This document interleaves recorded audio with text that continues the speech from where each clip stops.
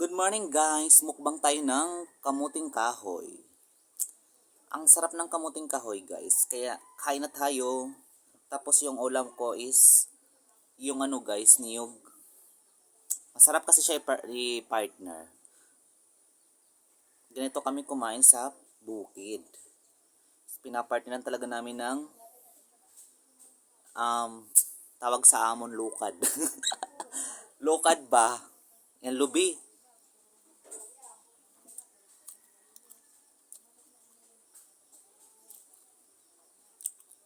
Ang sarap niya.